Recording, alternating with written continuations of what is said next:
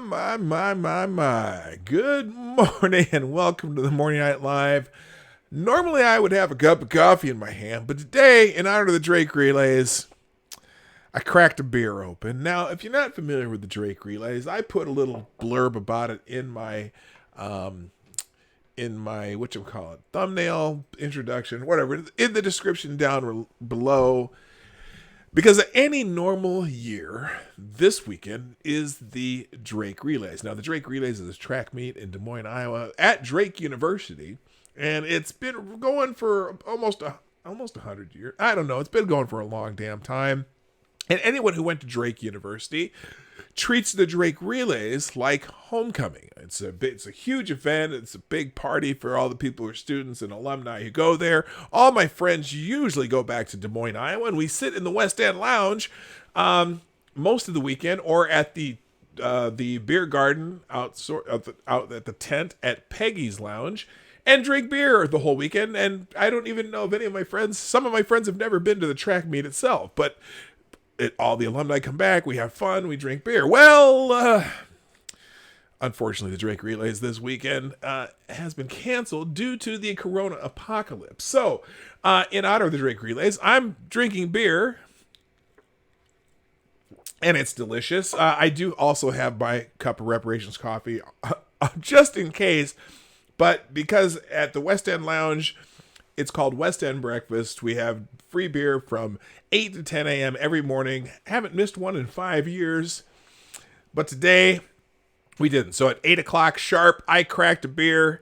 And that's what's happening right now. Now, is it going to affect the show? Well, I'm planning on it not affecting the show because it's the only beer I'm going to crack between now and perhaps noon. But at noon, we'll have to think about that. But my friends who usually go back for the Drake Relays every year, today we're going to have a virtual party where we're all going to sit around on our webcams and whatever and talk to each other and drink beer at the same time and tell stories just like we normally do every year.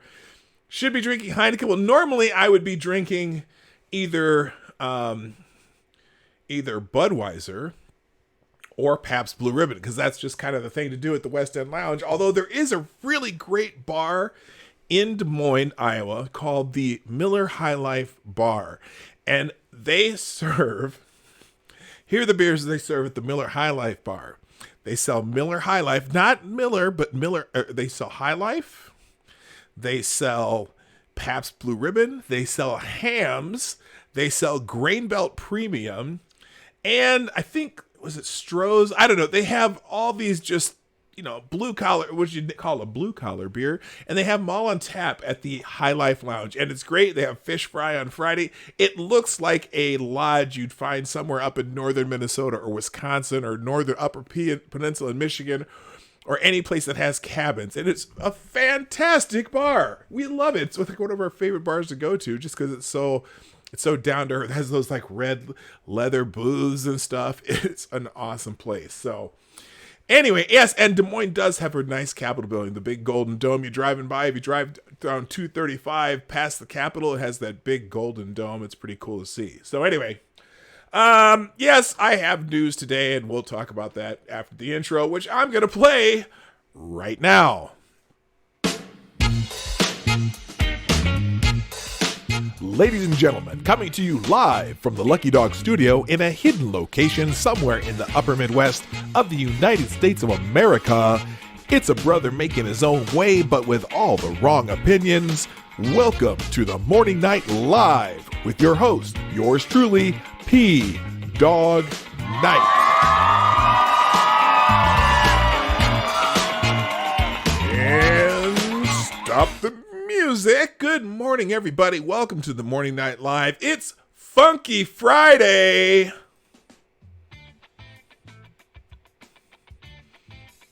Yeah, it's Funky Friday on the Morning Night Live. It is Friday, April 24th, 2020, where P-Dog should be in Des Moines drinking beer with his friends, but I'm just going to have a couple, well, I'm going to have one with y'all right now with my morning coffee. Yes, I do have the morning coffee. You're just walking in.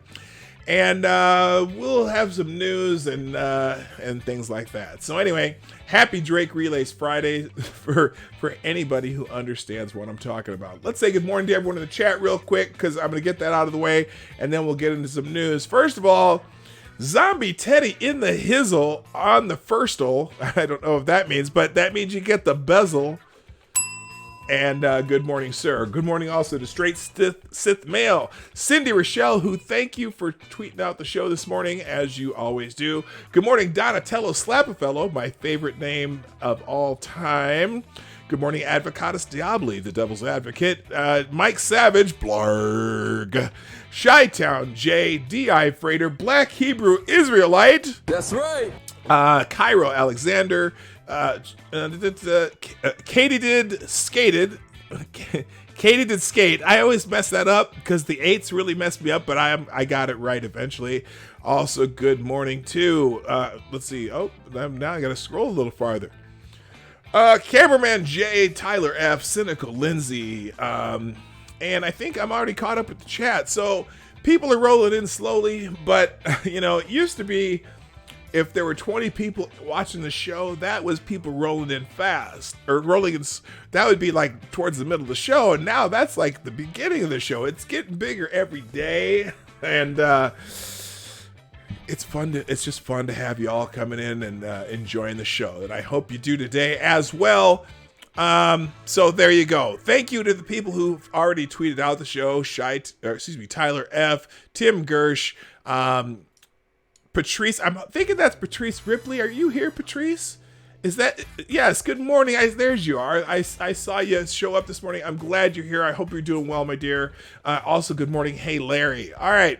So, yes, we're going to talk more about the Corona apocalypse today, but just because a couple new developments have been happening, and so we're going to get into that. First of all, the state of New York has been doing a bunch of testing. They were testing doing antibody tests, and the results, according to the Daily Wire, suggest that the COVID death rate could be significantly lower than reported. Shocker. I wonder, did anyone foreshadow that? Is this going to be one of those Trump was right moments? Well, we'll find out. Anyway, so here's the article from the Daily Wire. According to I gotta turn this down. That's too loud in my ears. According to early antibody tests, results. Oh my gosh, I've only had half a beer, and I'm already having trouble reading. According to early antibody test results out of New York City, it is estimated that 1 in 5 New Yorkers have already had the I love how they write this. The China-originated novel coronavirus, China is asshole. thus significantly dropping the reported fatality rate of the virus. More than 21% of the New York City residents giving a coronavirus antibody test earlier this week tested positive, according to Governor Andrew Cuomo. He said that Thursday in a report from MarketWatch outlined on Wednesday. Monday marked the start of a statewide initiative to test 3,000 New Yorkers for the presence of antibodies, which are made in response to viral infections, the report added.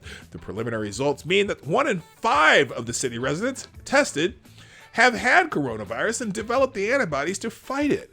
Across the state, 13.9% of the individuals tested were positive for antibodies, Cuomo told reporters at a daily news briefing. When antibody testing was recently conducted in California, it was also found that the death rate for COVID-19 appears to be significantly lower than reported. And this now, just a couple things. That's exactly what they found when they were testing people in Iceland, okay? And I don't think I brought up the Iceland thing the other day, but something in my craw about that. We'll get to that later. And then also when they tested the crew of that aircraft carrier that where the guy got fired and whatnot, they also did those tests on that crew, that aircraft carrier, and they said about half of the crew, according to these tests, have already had it. So it is clearly it's clearly not necessarily as deadly as once thought. It is the death rate is much lower. Anyway, so they continue. Highly anticipated antibody testing results out of Santa Clara County, California, headed by a Stanford University professor, were released on Friday, showing that the estimated number of positive novel coronavirus cases is likely 50 to 80 times higher than reported, thus significantly dropping the estimated fatality rate, the Daily Wire reported last week. The study, the first large-scale community antibody testing in the nation, and led by Dr. Aaron Ben-David, the associate professor of medicine at Stanford University, found that 2.5 to 4.2% of the 3,300 subjects tested were found to have COVID-19 antibodies. These prevalence estimates represent a range between 48,000 and 81,000 people infected in Santa Clara County by early April. 50 to 85-fold more than the number of confirmed cases, the study's abstract said. The population prevalence of SARS-CoV-2 antibodies in Santa Clara County implies that the infection is much more widespread than indicated by the number of confirmed cases. According to the researchers, if the numbers of recovered cases are similarly undercounted across the nation, the fatality rate would be accordingly overstated. Is this a shocker to anybody? I don't think it is. I keep touching my face. I noticed that I did that at the show yesterday. I went and watched my show every once in a while and to see what I sound like. And I'm looking at myself and I'm like, why do you keep touching your face? Well, it is allergy season. Okay. And in Minnesota, that means right now for me, as the buds on the trees are starting to go and the grass is starting to turn green, and my daffodils are blooming. If you haven't noticed the change in the outro yesterday, you can check that out today. I've decided to make my outro for the summer the progress in my garden. So you'll notice that every once in a while there'll be different flowers and things as the summer goes along. But yes, that's why I keep touching my face. Allergy season. Eyes are starting to itch and a sneeze is starting to come on. Although I do take my allergy medicine. Started that about a week and a half ago, just knowing that this was coming. Gotta be prepared, right? Anyway, hi, Maniac Man. I see you in the chat too. Good morning. I'm just saying hi to people I hadn't noticed yet. I'll try to keep doing that. All right, so anyway, this is not a shocker, or it shouldn't be a shocker to anyone, that perhaps the death rate on this is lower. Even though, it's affecting a lot of people, and a lot of people have passed for this. I don't want to make any light of this whatsoever. I just want to make it understood that perhaps we're damaged. What's the words for this? Are we damaging the entire world for something that maybe isn't as completely devastating as it is? I mean, devastating in we're losing a lot of people, but as far as, is our cure so far worse than the disease itself when it comes to the economy? Are more people going to start having depression, suicide? Are we going to put our economy into depression? Now look, there's a big push right now, as we're learning, that this is causing stress all over the world, even in places where the disease itself isn't necessarily taking hold. Now, for example, a lot of remote places, or not remote, but places in Africa are very dependent on trade with the U.S. And trade with the U.S. is at a standstill right now. And so I know that my family in Nigeria, for example, are having a very difficult time. And so we're trying to do what we can to help family there. And all over Africa, there could be huge famine repercussions and different economic repercussions, even in our own country. There's people lined up at food banks all over this country right now because we've shut down their place where they work, we've shut down their income. And also, is it going to make it, there's going to be a problem getting started back up, because the people who are on unemployment night right now may not want to go back to work right away. Now, we've made fun of Alexandria Ocasio-Cortez yesterday, telling people, well, you just should refuse to go back to work. Well, refusing to go back to work, some people are making more money not working than working because we made that little $600 incentive extra to go on unemployment. And so again, is the solution that we've come up with worse than the disease itself? And in some ways it could be, it very well could be. So anyway, more on this, let's see, no, we did that one. There's also a study out of New York City that 94% of virus patients in New York City hospital system had underlying conditions. Now, this kind of piggybacks on that hydrochloroquine story from yesterday, how they were just testing old patients who were in severe distress. And so, that study didn't really give us a lot of good information necessarily about hydrochloroquine. Well, this study is a little bit different. A new study released by the Journal of the American Medical Association this week found that 94% of people hospitalized within the Northwell Health System, the same system housing the most patients in the country throughout the pandemic, according to Fox News, displayed one or more underlying health issues. The Norwell Health System serves approximately 11 million persons in Long Island, Westchester County, and New York City.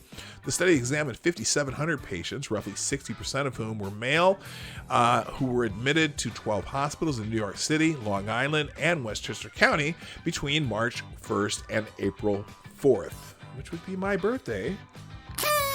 The median age of patients was 63 years old. 56.6% of coronavirus patients suffered from hypertension. 41% whose body mass index data could be found were obese, and 33%, 34% if you round it up, were diabetic. The study stated patients were considered to have confirmed infection if the initial test result was positive, or if it was negative but repeated testing was positive, or repeat testing was positive. Outcomes were assessed for 2,634 patients who were discharged or had died at the study endpoint. During hospitalization, 373 patients, 14%, median age 64 years. 14% median age 64 years, IQR 56 to 78. And 33.5% female, were treated in the intensive care unit. 320, which is 12%, received invasive mechanical ventilators. 81, 3.2%, were treated with kidney replacement therapy. Oh my gosh. And 553, 21%, died. Mortality for those requiring mechanical ventilation was 81%. So it's not, if they stay, you're going to have to go on a ventilator. I mean, some people, obviously, that means that, 12% were surviving, but once they're having to put you on a ventilator, maybe that's not a good thing. And I think they were trying to find some different therapies to not put people on ventilators that were helpful, but, anyway. Further on, death under the age of 20 were non-existent, the study reported. Mortality was 0%. 0 for 20 for male and female patients younger than 20 years old. The study stated bluntly, there were no deaths in the younger than 18 age group. Additionally, the disease hit men harder than women. As the study noted, mortality rates were higher for male compared to female patients at every 10-year age interval older than 20 years, which they had 0 under 20. 2.2% of patients were readmitted during the study period. The study indicated that if a person was admitted to the hospital and then discharged, it would be better to take this is one of those internet needs of editor things. It would be better for them to go home rather than a facility for the elderly, noting for patients discharged alive, the readmission rates and the percentage of patients discharged to a facility, such as a nursing home or rehabilitation, as opposed to home, increased for a progressively older age groups. So again, we know that being male, even though everything is is more dangerous for women. We know that male patients more likely were dying from this. Older patients clearly. So again, that study for the hydrochloroquine, where the average age was over 70, 70-year-old male patients. That was a high risk group anyway, so that probably wasn't the greatest study anyway. Good morning, Fred Fernstam. How you doing? Hello, Man Animal. I've never seen that name before, but I'm glad you're here. What opioids? I don't know what opioids. That's a good question. I don't know what you're talking about, but we'll find out if you continue in the chat. So I'm glad you're here. Karina Davison, one of the study's authors, stated, having serious comorbidities increase your risk. Well, there you go. We knew that too. This is a very serious disease with a very poor outcome for those who have severe infections from it. We want patients with serious chronic disease to take special precaution and seek medical attention early. Should they start showing signs and symptoms of being infected. That includes knowing that they've been exposed to someone who has the virus. And the study has acknowledged it has limitations. Here's some limitations to the study. First, the study population only included patients within the New York metropolitan area. Second, the data were collected from the electronic health records database. This precluded the level of detail possible with a manual medical record review. Third, the median post-discharge follow-up was relatively brief, 4.4 days. Fourth, subgroup descriptive statistics were unadjusted for potential co-founders. I don't know what that means. Fifth, clinical outcome data were available for only 46% of admitted patients. The absence of data on patients who remained hospitalized at the final study date may have biased the findings, including high mortality rate of patients who received mechanical ventilation older than age 65 years. So there you go. Little update there. Let's see. Let's continue on. Let's see. Now this is an interesting editorial, somewhat magazine by Front Page Magazine, saying that 1 in 5 coronavirus deaths could have been prevented by securing nursing homes. Again, this is one of those. What's my favorite saying? Who knows my favorite saying when it comes to this? I'm sure somebody does. I'm going to go ahead and say it. You always know which receiver was open on instant replay. But this is by Daniel Greenfield. 7,000 of the country's coronavirus deaths emerged out of nursing homes. Of the 4,377 coronavirus deaths in New Jersey, over 1,700 died due to infections in nursing homes. That's nearly 40% of coronavirus deaths in one of the hardest hit states. Took place in nursing homes. Cast a stark... that sentence didn't make sense either. Anyway, it casts a stark light on the misplaced priorities of blue states battling pandemic by locking down houses of worship and small businesses while putting few to no resources into protecting nursing home residents. Again, this is Monday morning quarterbacking. They probably have an idea that this is probably a good idea now, and they didn't know it then, but here we go. New Jersey coronavirus deaths were part of the coronavirus outbreak in 425 nursing homes. At one nursing home, after an anonymous tip, police found 17 bodies being stored in a shed. Nearly 7,000 nursing home residents in the state have tested positive for coronavirus. This is amazing to me because, it has to get into the nursing home somehow, right? So clearly, as we're figuring out that a lot more people have had this virus than we knew before. This means all these people roaming around with it, of course it's going to spread. So it ends up at the nursing home because just some random person may have it, have no symptoms, but still shedding the disease, and then it's in the nursing home, and then it spreads around the nursing home. So, that's a pretty important thing to know. In neighboring New York, nearly 1 in 4 coronavirus deaths emerged from nursing homes. Those 3,060 deaths are only part of the story and represent an extremely incomplete picture. The health department had battled against releasing the information, claiming it was protecting the privacy of residents, even when the people pleading for the release of the information were their own loved ones. In one facility, 17% of the residents have died.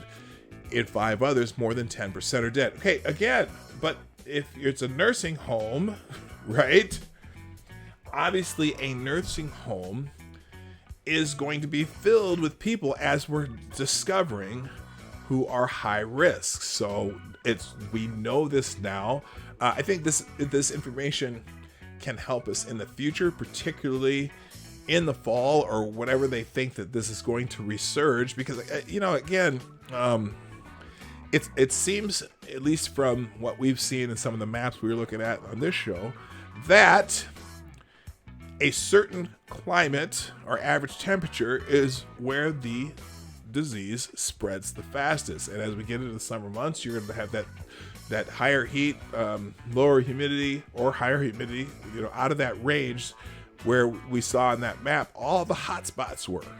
Okay, although it's happening in 182 countries, the worst places, the places where it's happening worst, where it's having the most effect, all were in that same temperate zone. And I you know what? It's not my scientific. I'm not a scientific expert, but you can see it on the map. It's very clear that all the worst hit areas were in that yellow to green area that was on that map. So anyway,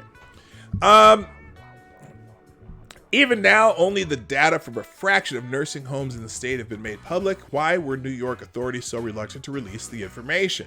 Even the partial data makes it all too clear that the severity of the death toll was not due to urban density, but poor oversight and response. Again, okay. I just want to be careful because I know that they've made mistakes, but again, made mistakes based on what you know at the time. So just keep that in mind as I keep reading this. Let's see. If urban density were the issue, Manhattan would have had some of the highest numbers. Instead, it was among the lowest, while boroughs with sizable nursing homes have the highest numbers. The actual nursing home death toll in New York may be closer to 3,316. In New York City, while the official numbers peg it at 688, the actual numbers may be over 2,000. And the death toll, actual or estimated, is only a bigger part of the bigger picture, with 8% of nursing home residents in the state testing positive for the virus. Those numbers make it painfully clear that the dying is likely to continue and that authorities have utterly failed to secure our most vulnerable population. Again, this is an editorial. The Cuomo administration is blaming nursing homes. While nursing homes often provide poor care and personnel often work in different facilities at the same time, spreading the infection between them.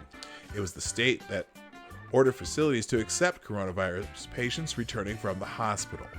Governor Cuomo's Department of Health had issued an order that no resident shall be denied readmission or admission to the nursing home solely based on a confirmed or suspected case of COVID-19, and also prohibited requiring testing of returning patients. Okay, that's interesting. I did not know that part. Sending hospitalized patients with coronavirus to the same mismanaged nursing homes was a death sentence for countless seniors in those facilities. As Betsy McCaughey, the former Republican lieutenant governor, has said, one COVID-positive patient in a nursing home produces carnage. So, this is a brutal article, I'm just saying. Is it any wonder that the Department of Health obstructed the release of nursing home fatalities?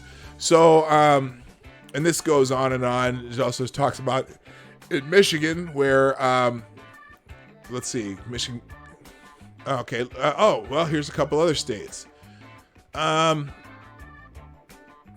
He's going down the line here. In Connecticut, 40% of coronavirus fatalities emerged from nursing homes. In Virginia, the majority of the coronavirus outbreaks have taken place in nursing homes. Like New York, Virginia Department of Health is refusing to release the names of the facilities with outbreaks. That means loved ones have no way to know if their families are at risk.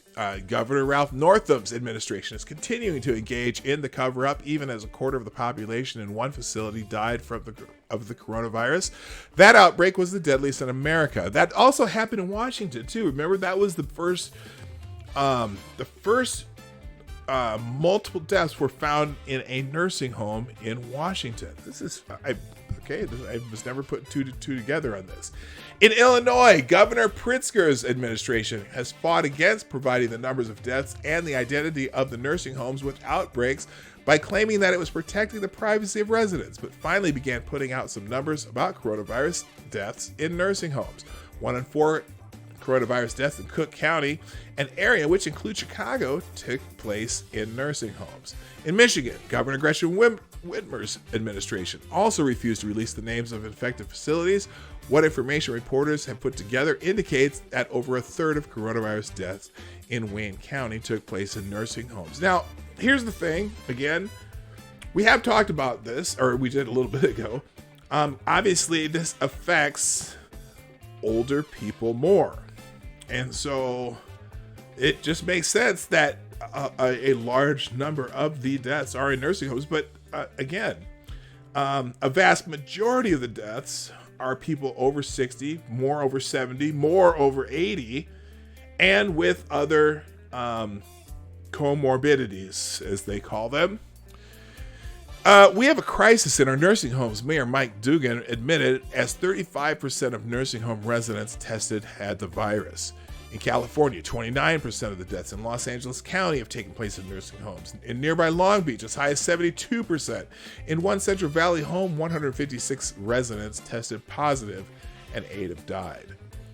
The Newsom administration, like its blue state counterparts, dragged its feet on releasing nursing home information until its feet were held to the fire. Governor Newsom is now claiming that nursing home residents are his top priority. This state has a disproportionate number of aging and graying individuals, and we have a unique responsibility to take care of them and their caregivers.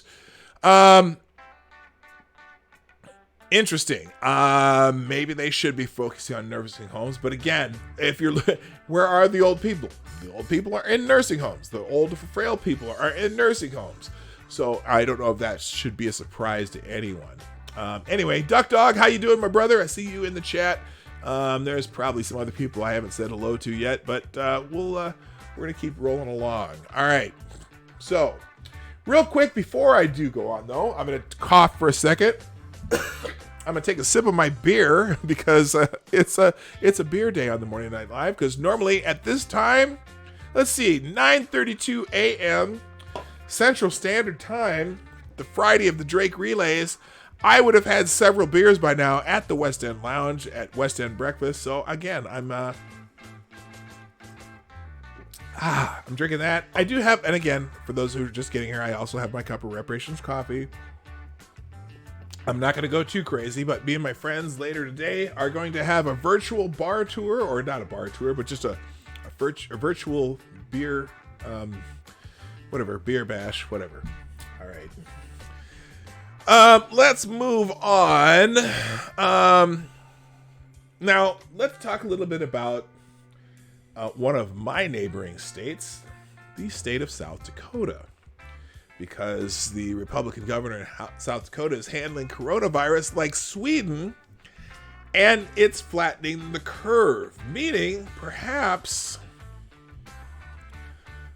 some of these things that we've been doing, no, this is not true. Look, South Dakota is a little more sparsely populated state, okay? So maybe they were able to do this in a different way just because of that, but also maybe just telling people, rather than forcing you to do something, we're going to just tell you, here's how you can protect yourself. But anyway, many states have enacted very strict lockdown policies and yet are still struggling with the coronavirus. For example, the southeastern region of Pennsylvania has been under a stay-at-home order for almost 6 weeks, and cases continue to mount. However, South Dakota Governor Kristi Noem, who's a fine individual, I'm just going to leave it at that, is trying a different strategy, and it seems to be working. This is according to Breitbart. South Dakota Governor Kristi Noem, a Republican and the governor of one of just a handful of states that has not issued a statewide lockdown order, told Breitbart News exclusively on Wednesday her state is winning the war against coronavirus without the extreme and draconian measures some other states have implemented. Noem says that despite earlier projections of a surge on the hospitals in South Dakota and nationwide, no, we haven't seen such a surge. In fact, South Dakota has again, without a lockdown, cut that number down by 75% of the projections, with much less than 100 people in the hospital. According to the state's Department of Health website, there have been 1,858 cases of coronavirus in South Dakota. 937 people have recovered. There have been only 9 deaths, and there are 62 people currently hospitalized. In total, only 111 people were ever hospitalized for coronavirus in South Dakota, far less than was ever expected. I think we got about maybe 60 people in the hospital right now, Noam said. In an exclusive interview on Wednesday, we have 2,500 beds set aside for COVID-19 patients, but we only have 63 in them. We probably, from all our projections and studying the science behind the virus, we won't peak until the middle of June, but we already have done much better than we had thought we would have, would have been hitting our state already. Okay, there you go. And here's let's see. Let's listen to Kristi Noem here. Is this the same video? No, it looks like 2 different videos. Let's see what she says here. All of our state employees, I've asked you to completely change your lives and your daily routines. You haven't complained once. So many of you are volunteering and stepping up and answering calls, detailed out to different agencies to lend a hand where it's possible. And I'm just humbled by your work, by your heart for people, and you all truly are public servants. Okay, that's the first video, and then the second one here. All of our state employees. No, not this one again. Let's see what this one says here. The people of South Dakota, the nation is watching you. They're seeing how you're responding, and they're impressed. They're impressed with the fact that you understand what we're facing and it doesn't daunt you. That each day you wake up strong, ready to make good decisions for you and your family, and you're taking personal responsibility for keeping them safe. I want to thank you for that, and I want to thank you for having some grace as you approach each other, encouraging each other throughout this, giving people a reason to smile, because this is a special place. It's why people live here, is because of the people that we do have, and it's why I love the state of South Dakota. Yes, Kate did skate. That's what I meant. She is a fine individual, and she's wearing a camouflage hat. I gotta love it. You know what? I'm not the hunting and gun type, but you know what? That's what the governor of South Dakota should look like. Okay. Sweden took an even more casual approach. They haven't shut down one bit. Bars, cafes, and stores are all open, and according to the country's chief epidemiologist, it's working. Major parts of Sweden around Stockholm, we have reached a plateau in new cases, and we've already seen the effect of herd immunity, and in a few weeks' time we'll see even more of the effects of that. And in the rest of the country, the situation is stable. Dr. Anders Tegnell, chief epidemiologist at Sweden's public health agency, told CNBC on Tuesday.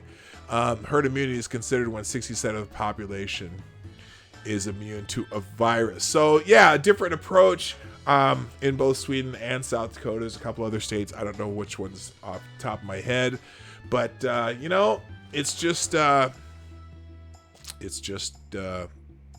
perhaps, possibly, we might not have to destroy our economy for this, but I don't know for sure. I just know that different states handling it in different ways and having similar results. And again, that nursing home article really is interesting. But again, if it's what percentage of elderly are in nursing homes? Could that correspond to the number of people who've died? It's obviously been affecting elderly people a lot more. So there you go. All right. Now, what I was going to do before I did that, though, I haven't done the shill for the day. So just real quick, the Morning Night Live is brought to you by you, the fans of the Morning Night Live. Thank you for being here today and many other days, if you would be so kind. First, things you can do to help the show out, help P-Dog out, Marty, whatever you want to call me. One is share the stream. Now, there's that little share arrow down here. You click that, and a couple more clicks, and you can share this out on whatever social media you prefer. Facebook, Tumblr, Pinterest, all that stuff. Or you can also follow me down there. See that? It says Twitter, Gab, mine's Gab. You just hit that at PDogNight and follow me on one of those, and I will tweet out the stream, and you can just retweet or whatever they call it on those other two platforms.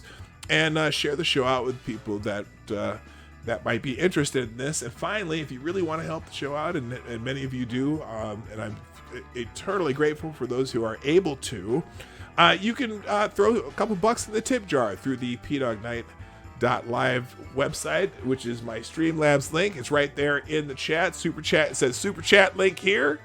You can click that. Also up here, it says, where is it? Somewhere up here. One of these Streamlabs sayings here. I don't see it anywhere. But anyway, this show is sponsored by viewers like you. Support the show with your donations and have your super chats read live on the show. Click that link. All right. If you're able, don't put any stress in your life if you're not able to. I'm fine. It's fun to have this many people come here each and every day. Although we're kind of light today. We only got about 30 people in here, but it happens. The notifications don't always go out in time. Good morning, Smarty Bears. Smarty Bear, you're on your way to Lowe's. Oh, okay. Yeah, some of you do lurk in the background. Also, good morning to the dead Kaiser. Give me my 10 seconds of fame. Well, there you go, dead Kaiser. I found you, and good morning. All right. Just got a couple more articles here. I'm kind of going through this a lot faster than I thought. But one of the articles in particular, well, there's a couple things I got to hit. So I got 2 more articles, and then we're going to get into a couple little bit of Twitter fucketry things. Good morning, E. Michael. How you doing? Now, this is just one of those things that, since I have a certain disdain for our Congress critters, disdain, is that the word? Yeah, it's disdain. I have disdain, but I know they're out there trying to do a job, and sometimes they just piss me off. Hello, Johnny Hellcat. How you doing?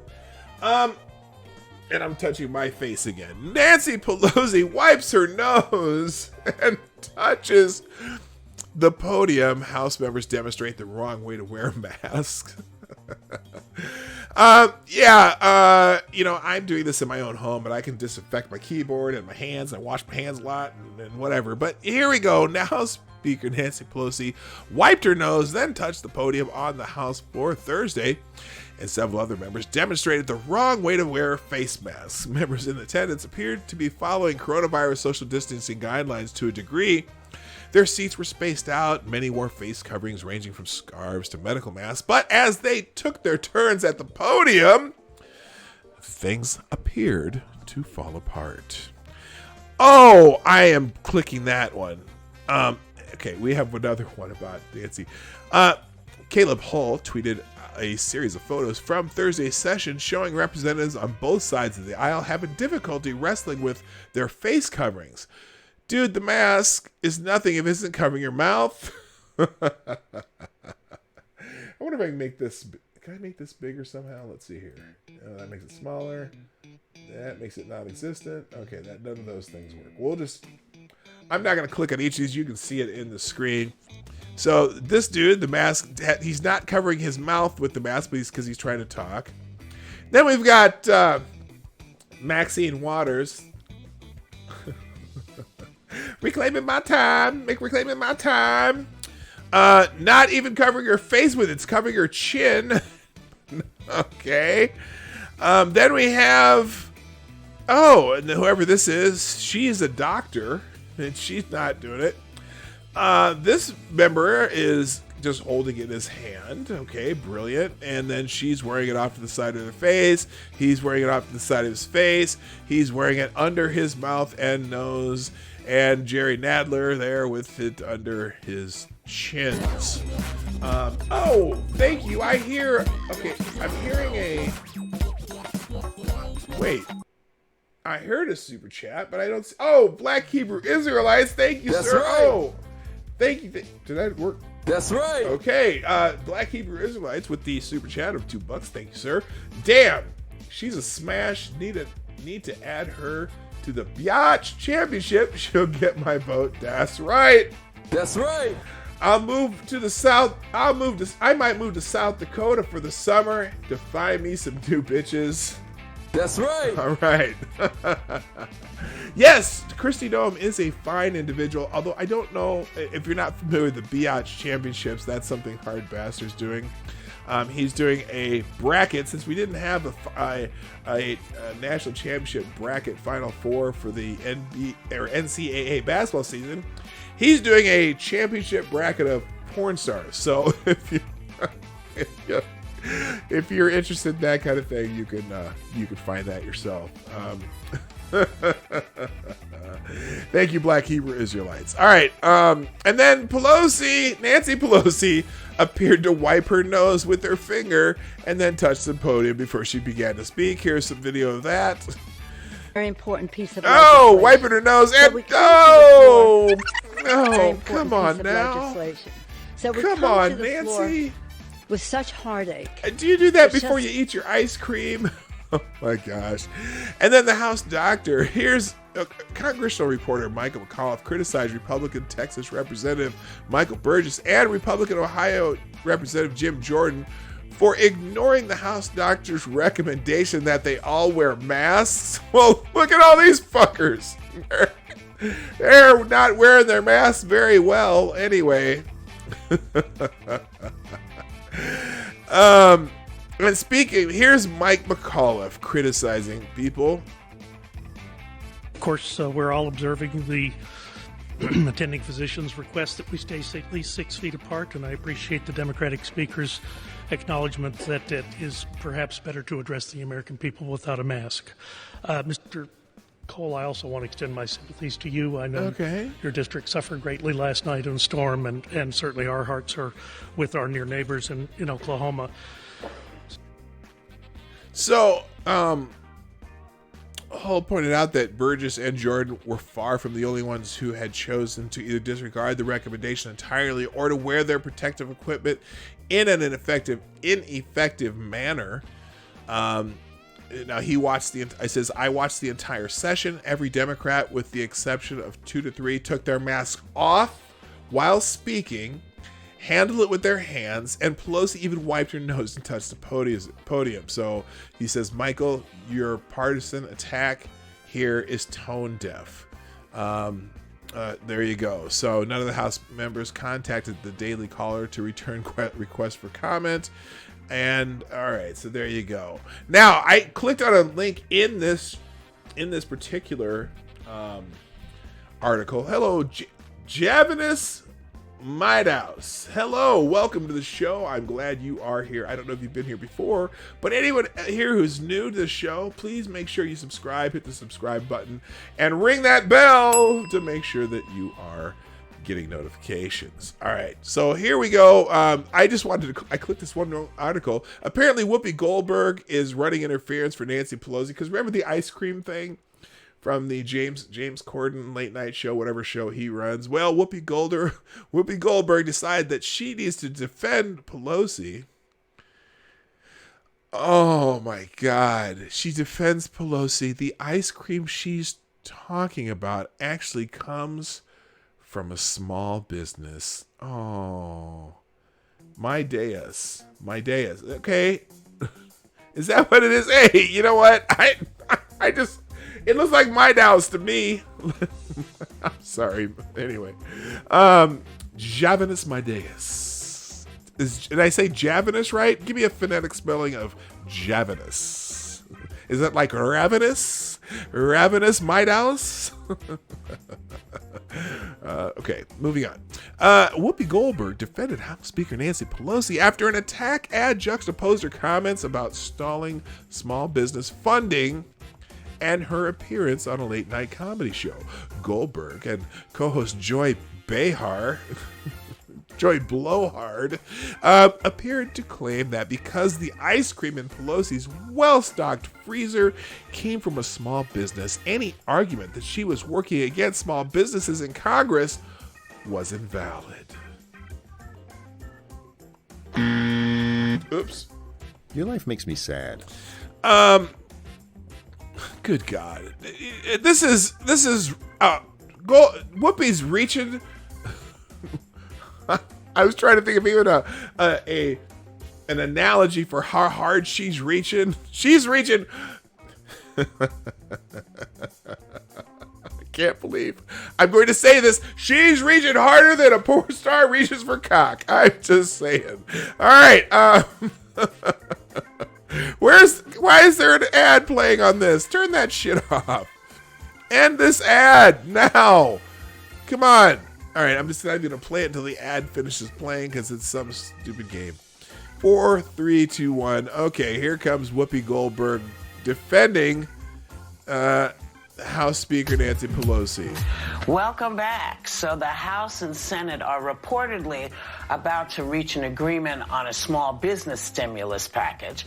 But last night, you know whose campaign launched an attack ad blaming the one person in particular for holding things up. She is holding things up. They asked for $250 billion in 48 hours. I said, well, I don't think so. Oh, he didn't think They so. objected, and I congratulate the Senate Democrats. Speaker Pelosi, what are you going to share with us from your home? This is a great ad, too. I think this was spot on.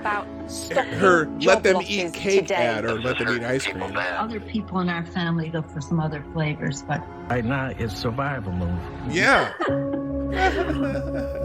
Nancy Pelosi. So cute. Now look at her pained face. Hold up. Let me show this pained face she gives again. Look at that. Oh, I can't believe they played that ad. You child. You shouldn't be running ads that hurt Madam Speaker. Good God. So I want to point out that the ice cream she's talking about actually comes from a small business. Oh. I know that because I send this ice cream out to people. Oh, because you're rich too. Because there's like $6 for one of those little tiny things of that, $6-7. Or no, they said it's like $11 for one of those little designer ice creams. And oh my gosh, Whoopi sends it out to people too. Well, yes, Whoopi, you're just struggling, right?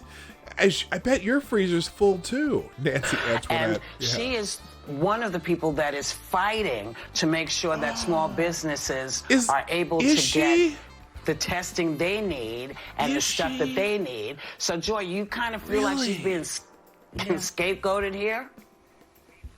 Oh! Hey, at least on this show, and maybe Joy learned how to turn hers on. At least on this show, the network gave him some microphones and maybe taught him how to set it up. Have you listened to some of these late night talk shows who look like they're using the mic right out of their potato webcam? Anyway, let's see what Joy Blowhard has to say. Of course. But I love that you just said that that's a small business. That's perfect. It's a small business that sells that designer ice cream. Oh, goody. Oh, goody. Very well done. Very, very well done. Never mind. Democrats are, in fact, fighting for more funding for hospitals and as well as relief for small businesses. Oh, yeah. that extra funding they're fighting for hospitals? They didn't need it yet.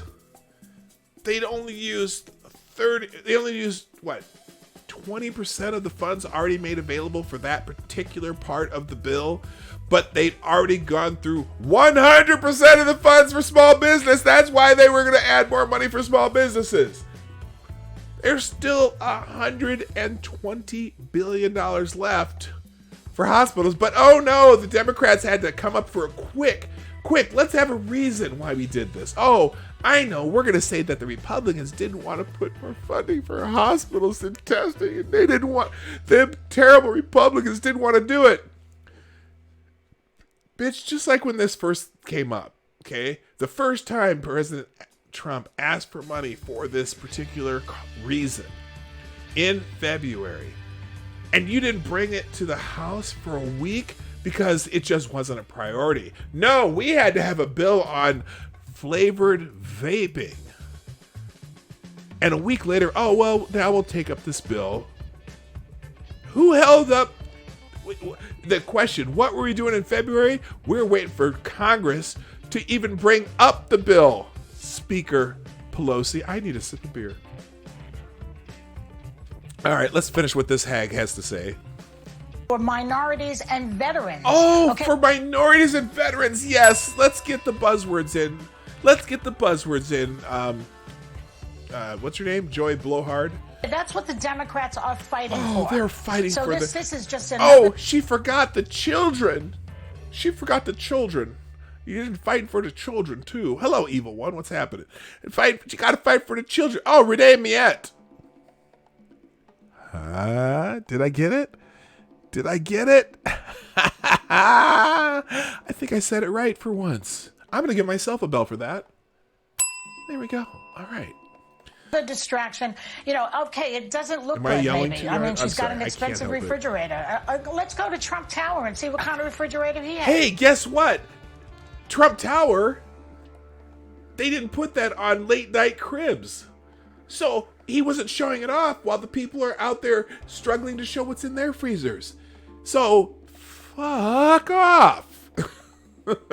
You know, but yesterday... Yeah, we didn't do an episode of Cribs from Trump Tower. We did an episode of Cribs from Nancy Pelosi's palatial mansion in San Francisco.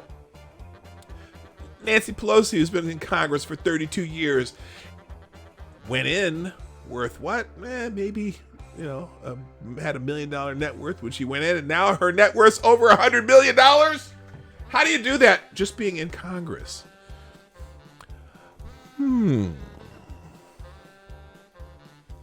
How dare you? Trump, I don't know if you saw this yesterday. He's bragging about how much people love him. In the middle of death and dying, this narcissist is talking about how beloved he is. And Nancy Pelosi showing off her ice cream freezer. So, hey, you know what? Pot, kettle, saucepan, skillet, all meeting together in one big happy family.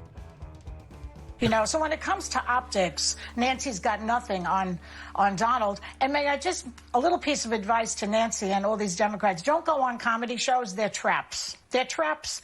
They get you to say... Yeah, you know what? Says the hag from The View who tries to get Republicans on the show. And usually a lot of Republicans do get the best of you. But, oh, hello, by the way, Select a Boy. Select a boy. Yeah, boy. That's a good name. I like that. Okay. Finish the hag. What's she saying? Oh, that was the end. Oh, hang on. That messed it up. Let me fix this. Where was it? Right there? You know, so when it comes to optics, Nancy's got nothing on Donald. And may I just, a little piece of advice to Nancy and all these Democrats, don't go on comedy shows. They're traps. They're traps. They get you to say things there because you feel you're being funny. Leave it to the professionals and don't go on comedy shows. Come on our show. Oh, your show. Oh, my God. Your show is a comedy show. You're just not self-aware, dear. Oh my gosh. James Crow says the asshole with a daytime comedy show. Isn't that true? That's right. There you go. All right. All right. And then finally, my last article today, finding scapegoats. Let's see how long. No, this is not that long. I wanted to do this article because I think it's very, very poignant. And it's the name of the article is The Blame Game. This is from City Journal. It's right to hold public officials accountable for COVID-19, but finding scapegoats won't solve the crisis or prevent the next one. Every disaster, we search for the bad decisions and missed warnings that allowed it to happen. We remember how Captain E.J. Smith of the Titanic disregarded telegram alerts about icebergs ahead, that NASA leaders chose to launch the Space Shuttle Challenger despite warnings that the craft's booster rockets might malfunction, that the Deepwater Horizon crew ignored signs that the risky oil well they were drilling was about to blow out. Most major disasters arouse some sense of outrage, and the COVID-19 pandemic is no exception. Looking back on how the crisis unfolded, we find mistakes not just regrettable, but stunning, unforgivable, some would say even criminal. The decisions that enable disaster strike us as worse than incompetence made by people who must have known they were risking the lives of others. But the more closely we examine most disasters, the less clear-cut these explanations become. Sociologist Diane Vaughn, oops, there's the alarm, spent years studying how NASA's officials decided to launch the space shuttle on January 28, 1986. Engineers had warned accurately, it turned out, that the cold weather that day might cause the craft's booster rockets to leak dangerous jets of flame. Vaughn concluded that far from being knowingly reckless, the officials had actually followed the agency's safety protocols quite closely. The program wasn't amoral dice-rolling leaders, Vaughn discovered, but the NASA culture. After years of successful launches, the agency had come to see safe missions as the normal state of affairs. The institutional pressures, including the need to maintain a busy launch schedule, nudged everyone towards underestimating the risk of the shuttle's flawed design. One congressman wanted to send NASA leaders to prison. Vaughn argued that it was more important to fix the institution than punish the officials. Locating blame in individuals perpetuates the problem, she said.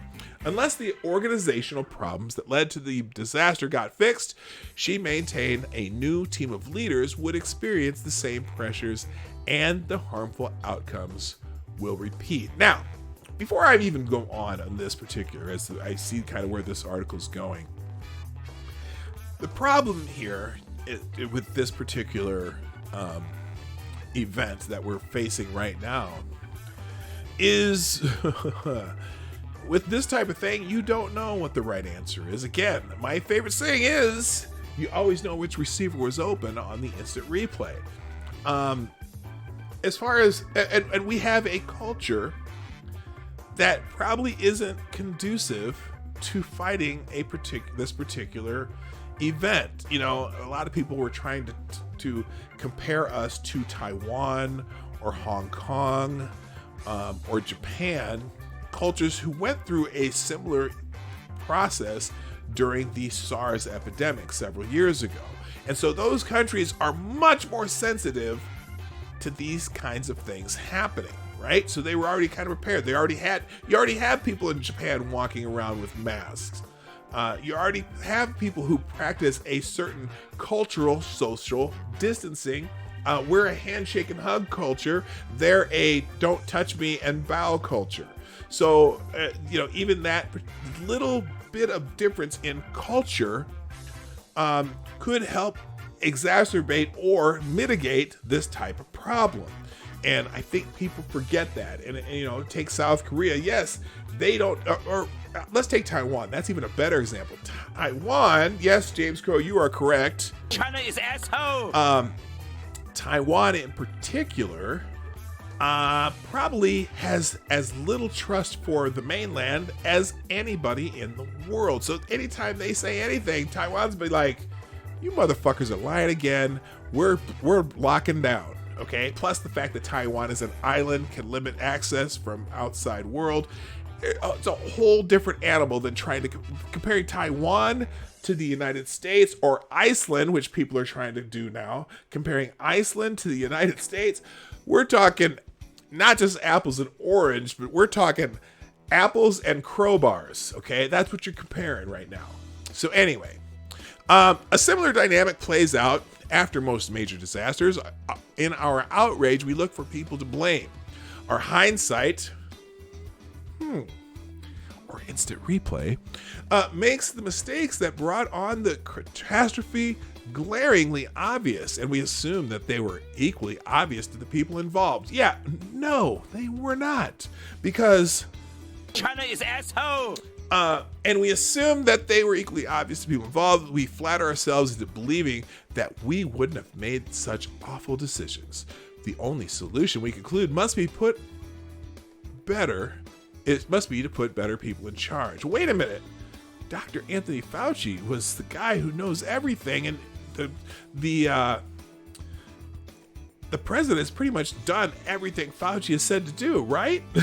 Even Fauci said that last week in a press conference. Said, yeah, the president has done everything we've asked him to do at every point along the way. So who's are we going to blame Anthony Fauci? Oh no, see, he's the expert. He's that expert that people say, oh, Trump doesn't follow the experts. He doesn't believe in science. Well, he listened to the expert. He's listened to Dr. Fauci. He's listened to Dr. Burns. So what expert should he have listened to beyond that? The Peter Navarro, who's a trade, whatever he does in the government, he's a trade guy. He does nothing that knows science. Hello, Renovasio. How you doing, my brother? All right. Yet Vaughn's conclusions on the space shuttle tragedy align with research from engineers, social scientists, and management experts who have found that while most disasters entail bad decisions, these decisions rarely seem particularly reckless or even out of the ordinary and when they're made. Our brains are hardwired to expect the future to be much like the past. Like the rest of us, people in charge of complex institutions tend to cling to assumptions of normalcy. Psychologist Daniel Kahneman calls this tendency the positive optimistic bias. This form of selection bias not only makes it hard for us to perceive threats, it also prompts us to downplay warning signs. Captain Smith's serene confidence had been formed over a lifetime of safe voyages. A few telegrams mentioning icebergs must have barely registered. It's not that we should never hold people responsible for terrible mistakes. When an oil company like BP bungles a drilling operation, killing workers and polluting a vast ecosystem, it certainly deserves to face huge fines and lawsuits. And yes, political leaders who fail to protect us from pandemics can't complain if voters decide to kick them out of office. People who seek positions of responsibility need to take responsibility when things go off the rails. But Vaughn and other disaster researchers warn that while we can identify, shame, and even prosecute people who fail us, it won't fix the underlying problems that created the disaster. Blame is not enough, even when it's well deserved. Today, many Americans want to identify the people who allowed the pandemic to spread so rampantly.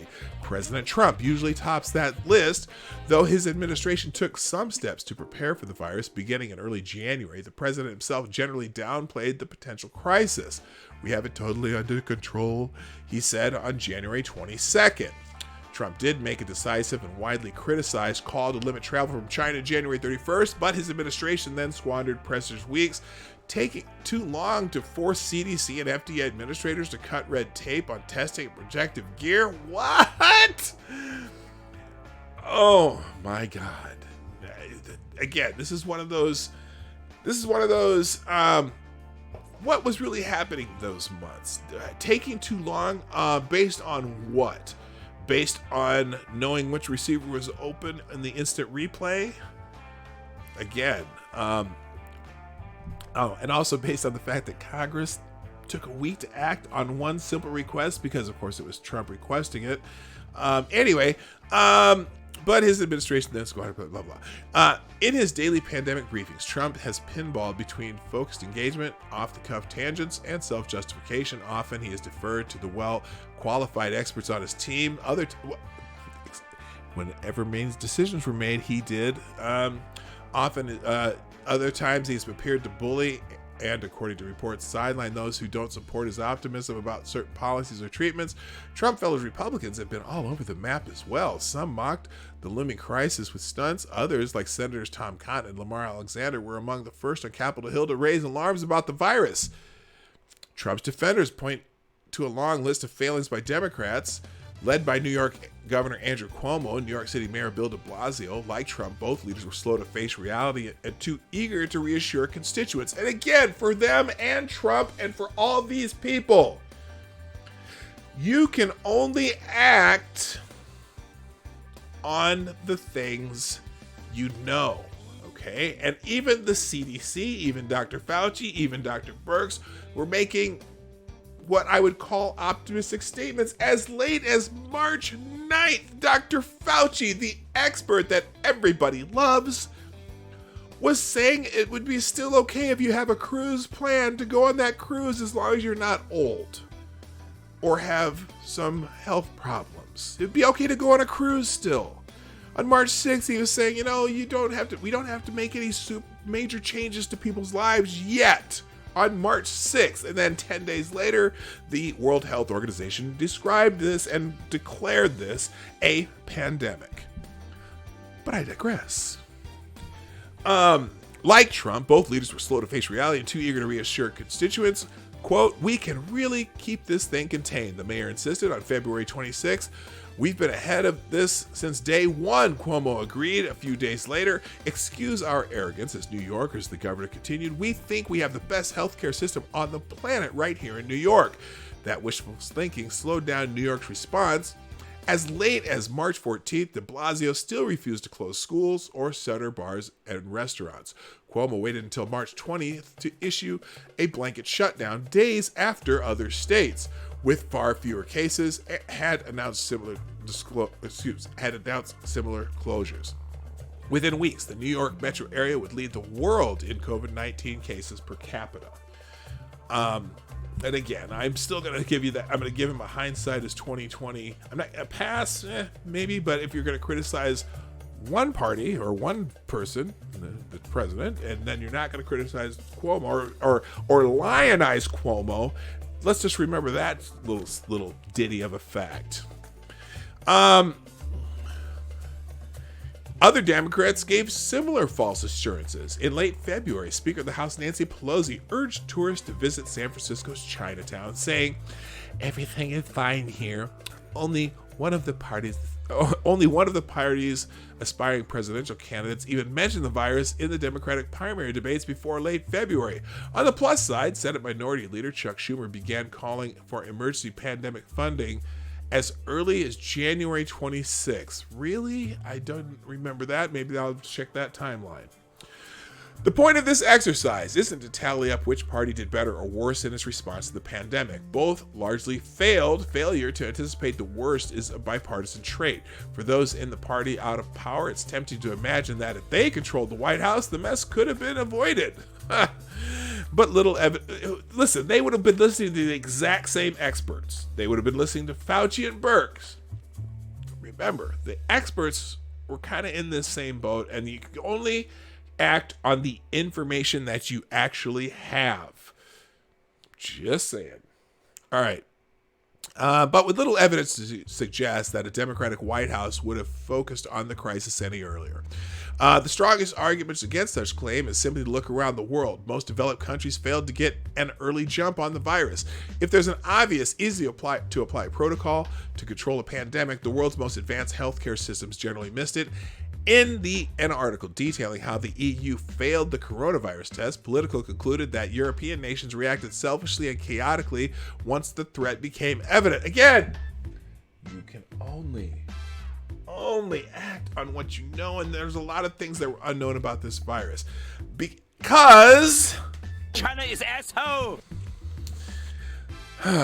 On a per capita basis, cases per million, the U.S. currently ranked 10th in the number of COVID-19 deaths per million inhabitants, behind Sweden, France, and Belgium.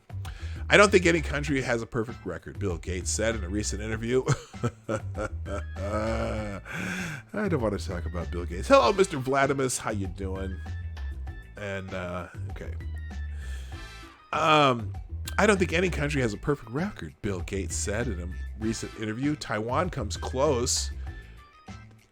And Taiwan is the country that's, well, not a, I don't even know what to call Taiwan. Under the One China policy, Taiwan isn't recognized by the World Health Organization, so they weren't even listening to Taiwan. Funny he should mention Taiwan. Indeed, despite its location just 80 miles off the China coast, Taiwan has only had 6 deaths from the disease to date. How did they do it? Oh my God. Okay, oh my God. Listen to how, okay, I'm going to listen to this. I'm going to read this. "Taiwan happens to have excellent health expertise at high levels of its government, but it also seems to have followed the model recommended by disaster expert Vaughn. It doesn't expect infallibility from its leaders. Instead, Taiwan makes sure that its health institutions are hyper-vigilant about epidemic risks. Here it is. After the SARS epidemic of 2003, Taiwan set up an interlocking set of agencies geared towards the early detection of pandemics and bioterrorism. If a threat is detected, containment plans and supply stockpiles are ready. That process starts at the bottom, not the top." Again, they had this experience. Remember, SARS barely even touched this side of the world. SARS devastated several Asian countries. So, obviously, they're going to be much more sensitive to this type of event. And now I believe the rest of the world is going to be much more sensitive to this type of event also. So, granted, you have to learn from what happens. P-Dog is breaking. I'm not breaking. Vaughn and other researchers note that the complacency usually fed by a groupthink, or that complacency is usually fed by groupthink. At one time, when China and the World Health Organization were downplaying the coronavirus threat, it was easy for world leaders to believe that everything was under control because China is asshole. Due to its fraught history with China, Taiwan didn't have that luxury. I've said that before. Taiwan doesn't trust China. Neither does South Korea, neither does Japan. China has used its influence to keep Taiwan out of the WHO and other international organizations. Samson Ellis, the Taipei Business Bureau chief for Bloomberg News, believes that Taiwan's isolation from WHO paradoxically helps the country by forcing it to rely on its own judgment on health issues. Taiwan knows it's on its own, he says. In January, while other countries were trusting the WHO's bland assurances, Taiwan was already turning away cruise ships and performing health checks at airports. Taking early action against COVID-19 meant defying the consensus shared by much of the world. Taiwan's bold actions risked being unpopular or seeming unnecessarily cautious if the risk turned out to be overblown. But the country's public health institutions were designed to be sensitive to even faint signs of trouble and to guard against optimistic biases. The result speaks for themselves. And on another note, all these countries that are really heavily affected in the EU and the United States and the Western Hemisphere, all these countries are handshake and hug cultures. Okay, if Italy's a handshake, hug, and kiss culture. So people are used to being next to each other, and it's culturally admirable. Anyway, it's understandable to want to hold public officials accountable for a disaster like COVID-19, and there's nothing wrong with people voting for leaders they hope will be more competent. But we shouldn't assume that putting new people in charge of the same flawed institutions will fix the problem. Instead of imagining a perfect world where ideal leaders make no mistakes, we should study how stronger institutions can keep us safer next time. So anyway, I thought that was a very good article, and that's why we're featuring it. Okay, real quick, we're gonna get into the Twitter BS and Twitter trends at the same time, like we do on every day at this time, even though I'm running a little behind. Now, before I do that, oh my gosh, I got into this discussion with somebody on Twitter regarding Iceland, and this was just annoying. Holy Shiite Batman. Let me see if I can find it real quick. Also, speaking of it, before I even get to that though, the China is asshole guy, remember him? Okay. People were worried what happened to that guy, because anytime if you're in Hong Kong and you're having protests against China, and then you become a prominent figure in the protest against China because your China is asshole thing blows up and becomes a very viral moment in the world, you got to wonder, is that guy going to be disappeared? Well, Avi Yemeni, who brought that to us through his interviews while in China, has found the China is asshole guy and has him on a YouTube video. I'm not going to play it here, but as you can see from the picture here, he's having an interview with the guy, and he revives his China's asshole line. I'm going to put that in the chat if you want to right-click that and save that for later. It's a really good interview. He does... Here. You never step down. Hang on. Put you in the guillotine. Let's see if I can... Will put you never step... What would you say to him? I will say, if you never step down, the Chinese people on all the people in the world will put you in the guillotine. Thank you for joining us today. Okay, they're talking about putting... If Shishi... bring their prime and... He says it a couple times. Anyway, watch that video after we're done here. It's pretty good. All right, let's go into the Explore tab real quick. There was something else I'm going to show you, but I'll get there. Oh, Iceland. I got to do a discussion about Iceland. That's what it was. We'll do that another day. Let's go ahead and finish up with the Twitter trends, figure out what people are talking about, figure out what's going on in the world, see if there's any breaking news, and find out what people are going to be talking about tomorrow and making videos about that you'll see in the next few days. So, by the way, don't forget, follow me on Twitter, mine's Gab, if you need manual notifications. All right, the Twitter tab header today is COVID-19 again. Today it says COVID-19 updates for the U.S. This page is a timeline of tweets and with the latest information and advice from the CDC, HHS, NIH, and public health authorities across the country. For more, visit cdc.gov/coronavirus. I'm going to skip that. Let's see. New York's Department of Health sent an alert to providers advising them against using antibody tests to diagnose prior COVID infection or to assess immunity because of low reviability. Okay, that just yeeted itself. Let's see. John Bell Edwards is the Louisiana governor. If you're feeling overwhelmed with stress, fear, or anxiety, call the 24/7 Keeping Calm Through COVID hotline. Trained, compassionate counselors are available to offer support and direct you to mental health and substance abuse counseling services.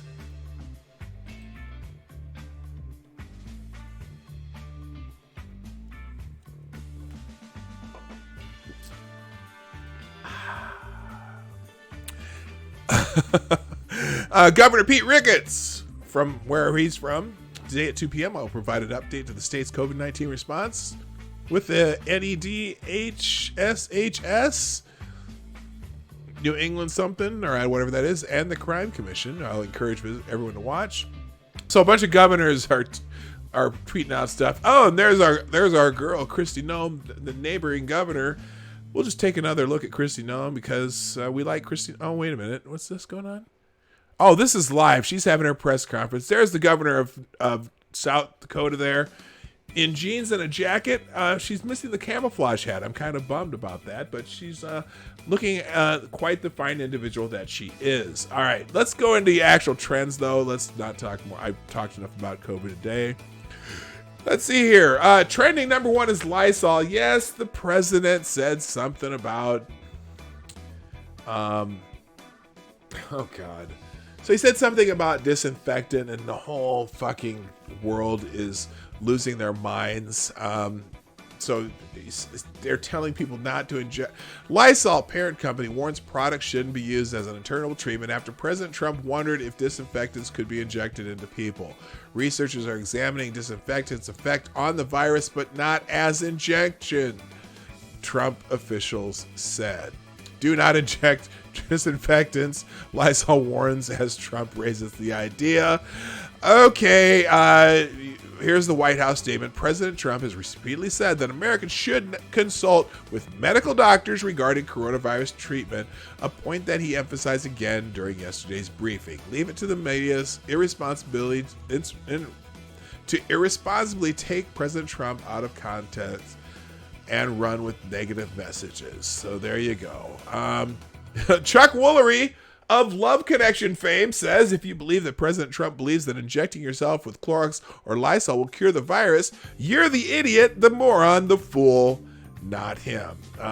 There's certainly people taking him to task. George Conway, TDS sufferer extraordinaire, no, he's not going to express a view on that. Nope, that would make certain incompetent, malignant narcissist dotards very angry. So people have to see their physicians to ask them, hey, should I mainline Lysol? No, do not do that. Well, because some asshole decided to eat fish cleaner and died, although I still think that was a murder and not an accidental death. But anyway, so that's why Lysol is trending number one. Also, disinfectants trending number two. We're going to skip that since you know what that's about.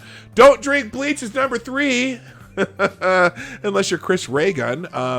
Inject disinfectants number four. So it looks like Twitter decided to make this the topic of the day because you know they manipulate the trending trends. And one of this only has 6,700 tweets, 13,000, and so on and so on. But then they have Friday Feeling with 38,000 tweets. That should be number one, but it's not. Here we go. Friday feeling. Do we do Friday feeling? I never like to do the feeling ones. Sometimes you get people feeling themselves, if you know what I mean. So I'm going to skip Friday feeling too. But let's go with Friday motivation, because that's usually a safer bet. Although one time I did get a full-on shot of a vagina on the motivation one. And it wasn't all that motivating. It was just I had to edit the post video. Anyway, Hamza Nadim says, your hardest times often lead to the greatest moments of your life. Keep going. Tough situations build strong people in the end, so don't be afraid of change. You may end up losing something good, but you'll probably end up gaining something so much better. You know what? That's a great Friday motivation, and I'm going to leave it at that. Even you got this weird lady down here exercising. Your dream to have flat abs and a strong core can come true by trying these 4 moves at home. Okay, I don't need to watch somebody else do exercise. Hey, cat doing a spready. If that's not motivating, I don't know what is. All right, let's move on.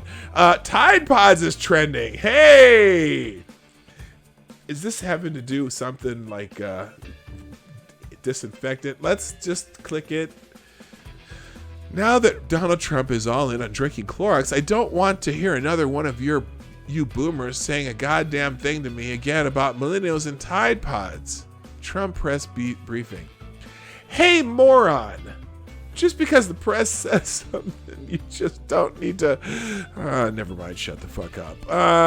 For people who don't understand, he's talking about blood irradiation therapy or intravenous light therapy, and the doctors continuing to do rapid testing of its efficacy, boosting immune function, and potentially killing virus. Not about Clorox or Tide Pods, you fucking morons!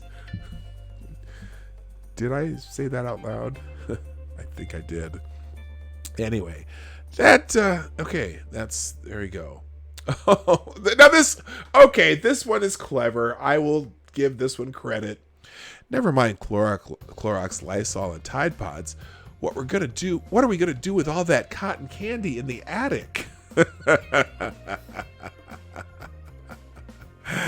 Oh, that actually is hilarious. Okay, moving on. Ecuador. Okay, I'm guessing Trump might have.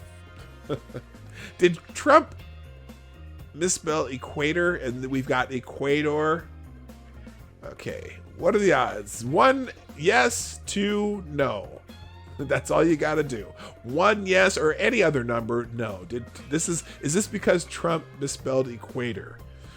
Okay, I'm going to click it. I'm about to click it. Let's just find out. Click. Yes! He shoots, he scores. When the president misspells the name of the country, this is Ecuador. When the country misspells the name of country, Ecuador, not Ecuador, and no one at the White House has managed to fix it in 42 minutes later. We live in an idiocracy. Well, it's his fucking Twitter handle. No, you can't fix. There's no edit on Twitter, motherfuckers. What do you think? Your life makes me sad. Anyway, great conversation with President Lenin Moreno at the Republic of Ecuador. We will be sending them desperately needed ventilators, of which we have recently manufactured many, and helping them in other ways. They are fighting hard against coronavirus. You know what? They're sending some goddamn ventilators. Give him a break. Motherfuckers. Always gotta, you always know when it's a misspelled word. It has to be President Trump. Did you see the journalist from WAPO post about finding isopropyl alcohol for over $5,000 and failed to disclose that it was a large drum of the stuff? No, I didn't see that. Oh, these people. Anyway, Bank of China's trending. Let's see what the political reports. Trump owes tens of millions to the Bank of China. Okay, this should be the end of Trump. He has known since the financial crisis of 2008 that China's been buying U.S. real estate, and Trump himself owes China millions since 2012. Okay, and Let's see. Oh, incredibly dishonest headline. Trump owns 30% of an investment, skyscraper, as a limited partner. The controlling interest of the investment group refinanced the loan with part of it from the Bank of China. Trump has no control over the decision. Trump owes tens of millions of dollars. Yeah, you know what? Yeah, it could be a $40 million loan. The Daily Beast is reporting it. The Politico is reporting it. Tommy Viedor, $200 million loan for the Bank of China. Okay, blockbuster story on Trump's deep financial debt to China.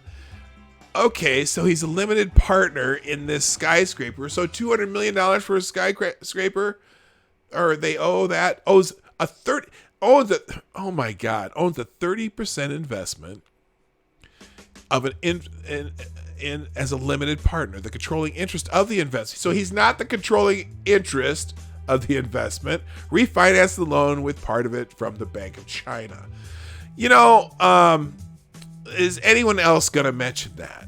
That's hilarious. Oh my gosh, the people retweeting this story are just, oh man, they're excited. Holy bullshit. Oh, all right. He's a billionaire with lots of buildings, and I'm pretty sure there are loans on some of those buildings from a lot of different places that, you know, you just may go, huh, that's interesting. How could that happen? You fuckheads. Jack Boy is trending. I don't know what that is. Is this something to do with the game? Why Jack Boy shit is harder than Young Boy? I don't know. Kodak watching Jack Boy go off after he passed the SG torch. I don't know. This must have something to do with music. Okay, it's Jack Boy with the new music coming out today. New album. Here's Travis Scott and Cootie, NBA Youngboy, Lil Baby, Juice WRLD, K Camp, KISS5, Got It, Fivio Foreign. These are all people who have new music out today, and I have no idea what I just read. All right, Randall Stevens is trending. He is breaking AT&T CEO Randall Stevenson to step down. AT&T is the parent company of Warner Media, which owns CNN, TNT, TBS, and HBO. Okay, I don't know how that's going to affect anybody except for Brian Stelter has put it on his timeline, just announced after serving 13 years as AT&T's chairman and CEO, Randall Stevenson, 60, will retire as CEO on July 1st. John Stanky, he's a stanky boy, becomes CEO. Stevenson remains executive chairman on the board until January. Okay, kind of don't care, but, you know, whatever. All right, moving on. Terrence Williams is trending. Oh, now why are people ragging on Terrence Williams or what? Which Terrence? Oh no, this is okay. Never mind. Not the Terrence Williams that I was thinking. The funny Terrence Williams. This is Stephen A. said Terrence Williams plays for the Cowboys again. I don't know. Stephen A. Smith, once again, thinks Terrence Williams is still playing for the Cowboys. He doesn't play for the Cowboys. He plays... does he even play anymore? Now, the other Terrence Williams is right here, but that's not why he was trying to... Terrence Williams... That's funny. Terrence Williams does not play for the Cowboys. He plays for Trump. Keep Nancy Pelosi away from President Trump. Yeah, he's making fun of her wiping her nose and putting it on the podium. Quit picking on Stephen A. Smith for the Terrence Williams mistake. It's hard to remember a team's roster when they never make the playoffs.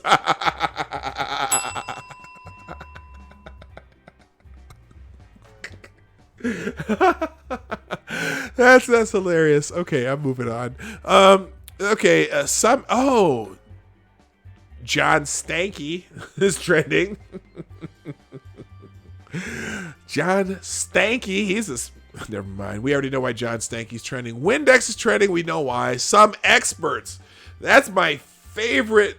That's my favorite source for mainstream media. Is some experts or people close to the White House. So let's see what some experts here says though. Mainlining bleach dangerous in lieu of some experts. Is that what? Oh my God. And this is because it's in the New York Times lead. At a White House briefing, President Trump's theorized dangerously in the view of some experts about the powers of sunlight, ultraviolet light, and household disinfectant. Now, he never said household disinfectants, okay? That's straight up bullshit, okay? He didn't say household disinfectants. And, oh my God, you unbelievable.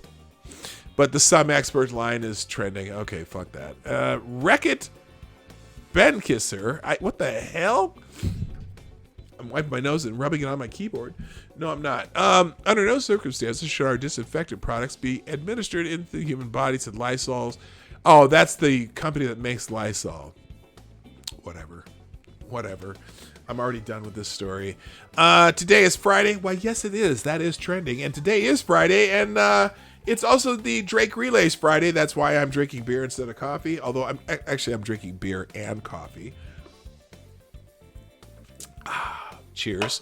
Arbor Day is trending. Is it Arbor Day? Have Arbor Day at home. Why do you have to have Arbor Day at home? You can plant a tree on Arbor Day. I didn't realize it was Arbor Day. Happy Arbor Day. When I was a kid, Arbor Day was kind of a big deal. My dad had, when we built our house in 1969, he planted a bunch of trees around the yard, and about 6 or 7 of those trees are still standing. One of them like almost 100 feet tall. It's remember 1960 was 70 years ago. We have some. My mom still lives in that house too. There are some 70-year-old trees in my mother's yard, and Arbor Day was a big deal for some reason in Nebraska. And going out and planting a tree was kind of a thing we always did in school and things like that. Gunfox, I'll see you later. Thanks for being here. All right. But anyway, Arbor Day is trending. Happy Arbor Day. Did you know that trees can talk to each other? Through complex root networks that span entire forests, they exchange not only nutrients, but also information. Okay, I didn't know that. I don't really care, but if you're into it, they plant a tree today. Happy Arbor Day. There are more trees on Earth than there are stars in the Milky Way. And what they do for the planet is amazing. That's great. And then Smokey the Bear says, I think that I shall never see a poem as lovely as a tree. Arbor Day. Hashtag Arbor Day. So there you go. Oh, Bette Midler, the crazy lady. Oh, I had a great... Okay, hang on.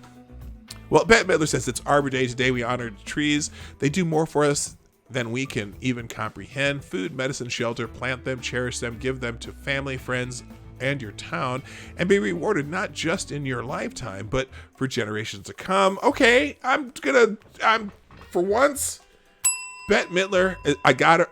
I'm on her side because I'm a big fan of Arbor Day. I just am. Tide Pod president, great, and Trump is not a doctor. Okay, we know why those are trending. Let me just go to this. Bette Midler, though. So the other day, let's go into tweets. Let's see. No, my profile, tweets and replies. Hang on just a little bit here. So the other day, apparently Bette Midler was having a bit of a rant, right? And so apparently Larry the Cable Guy got into it with Bette Midler. And so he tweets out something and says, well, I just kind of scolded Bette Midler, LOL. I should just zip it because she's literally one of the meanest know-it-all crazy people on the internet. Oh, well, if anything, it'll be entertaining. And so my one of my more entertaining follows, Nick Searcy, says, she's just mad that she wasn't in Cats. To which I replied, but I'm sure she's among cats. Now, nobody laughed at that joke. I thought it was freaking hilarious. So I'm telling you, and so on and so on. Now, there was another thing in my notifications here that I'm trying to remember what it was. Oh, we got the China's asshole guy. What the hell was it? Oh, maybe it was a bookmark here. Was it here? Aaron Rodgers. Okay, that was just Aaron Rodgers. Oh, I didn't bookmark it. Damn it. There was another funny one. Well, I might have to save it for Monday. Anyway, people, it is that time where I must say, I'm so glad we've had this time together. Just to have a laugh or sing a song. Seems we just get started. And before we know it, comes the time we have to say so long. Yes, if you're from the Kara Burnett Show, hey, thank you for coming today. The Morning Night Live is here Monday through Friday, live at 10 o'clock Eastern, 9 o'clock Central, 2 p.m. GMT for people around the world who are not in my time zones or the nearby time zones. And if you be so kind, before you leave, please hit that like button, the thumbs up right down there. Except for Duck Dog, who gets the 1 thumbs down daily, okay? But that's between me and Duck Dog. I see you. And if you could also help me out by sharing this stream out on Twitter, Minds, Gab, Facebook, Reddit, Tumblr, LinkedIn, email your mom. Moms like me. Moms always like me. And if you are so inclined, you can help the channel out by dropping a couple bucks in the tip jar if you are able. Please don't put yourself in detriment during these trying times, but if you're able, I certainly appreciate it. If you can, that's great. And that is also my place where we do super chats. If you do it off hours, I'll read it the next show, or during the show, I'll read it during the show.